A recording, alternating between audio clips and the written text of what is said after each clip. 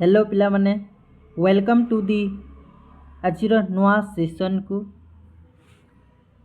तुम चलता क्लासटा पॉलिटिकल साइंस रो क्लास नंबर 1 क्लास नंबर 2 सरी आज हूँ क्लास नंबर 3। ओके आजिर क्लास नंबर 3 आम कण पढ़ा ना भारत रे गणतंत्र प्रति प्रतिबंधक काण काण रोचे से सब विषय आम डिस्कस करवा। ओके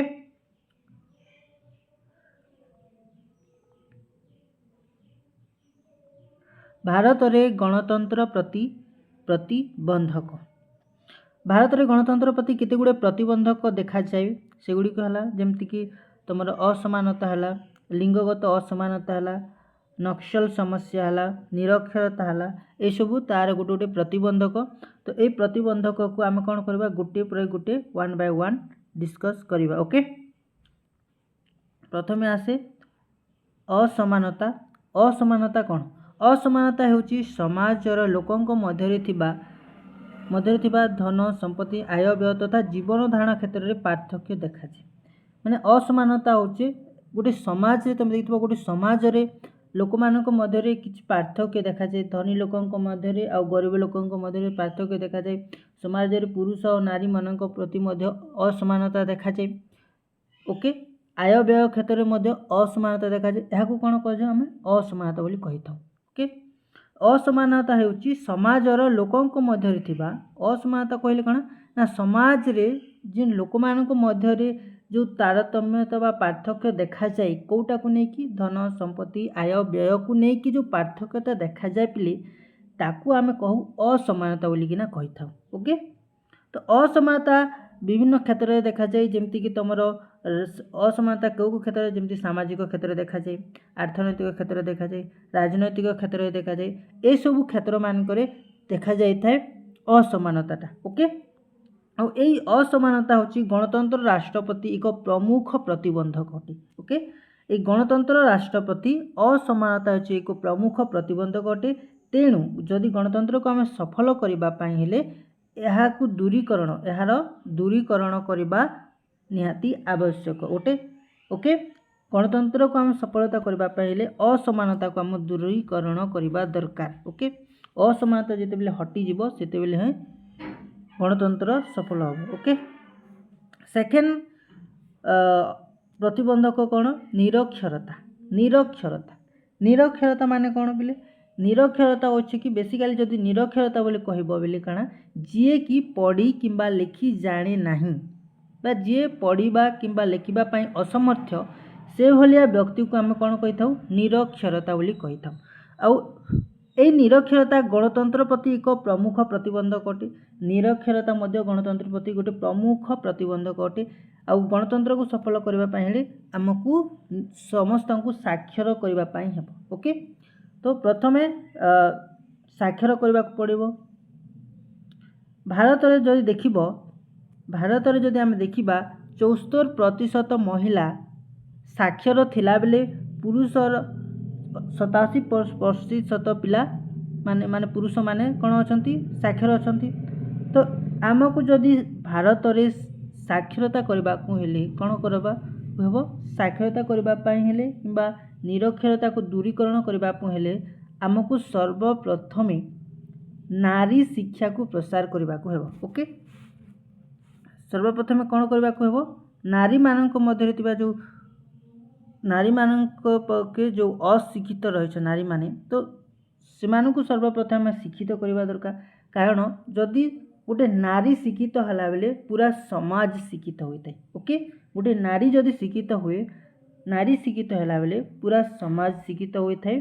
बुझीगला से आमको सर्वप्रथम नारी को शिक्षित करवा दरकार।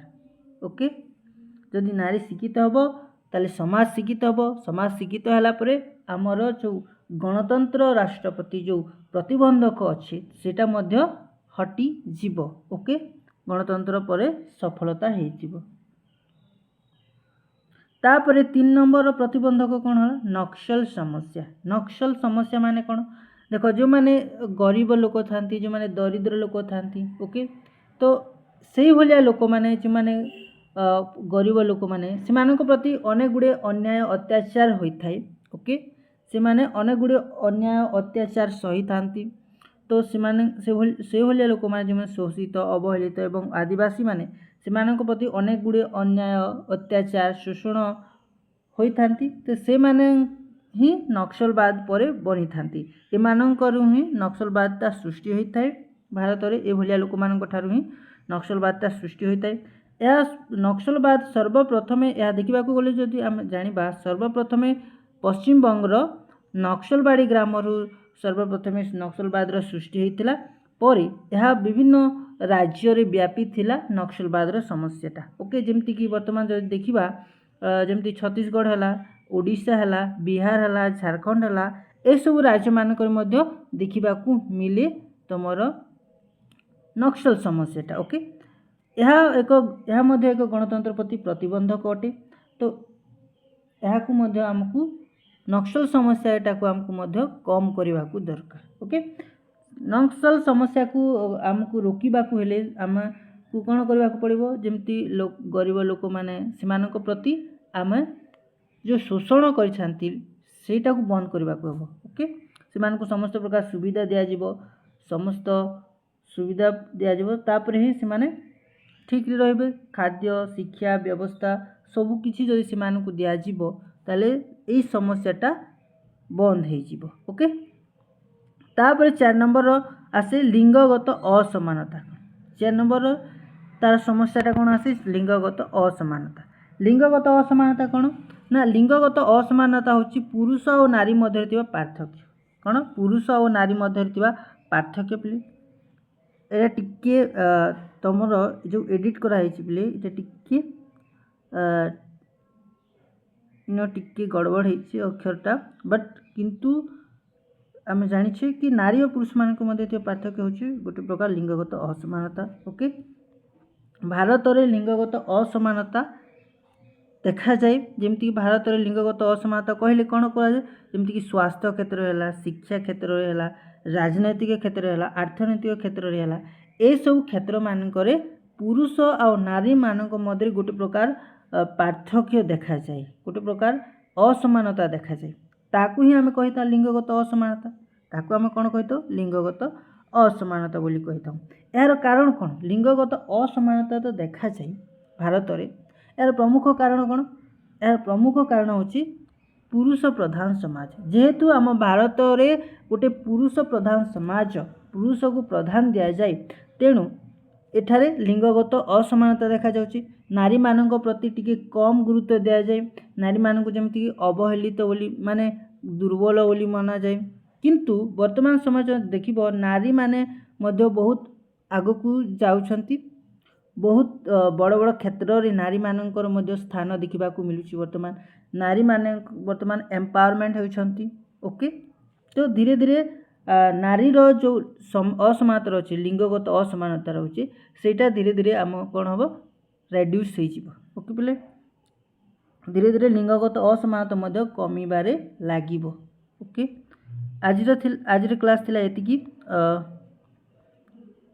आज माने यही चैनल जोड़ी होगा चाहती निहाती यही चैनल CHSC स्टडी हब यही चैनल को सब्सक्राइब करेंगे ओके आउ समस्त इम्पोर्टाट क्लासटा तुम मानकर यही चैनल रे देखा मिल स्पेशली यहाँ हूँ +2 सेकेंड ईयर पिला मानक पई बहुत गुरुत्वपूर्ण ओके कारण तांकर बोर्ड एग्जाम को देखिकी ही क्लासटा डिजाइन करा जाउछ क्लासटा ओके तो यही चैनल से माने बहुत गुड़े क्लास पाइबे जमती कि हिस्ट्री रहा पॉलिटिकल्स रहा इकोनॉमिक्स रहा ओडिया रहा इंग्लिश रहा ये सब विषय गुड़िकर क्लासटा देखा मिल तो प्रथमे यही चैनल को सब्सक्राइब करके रखि थांतु आगामी इम्पोर्टेंट वीडियो देखा मिल यही चैनल माध्यम ओके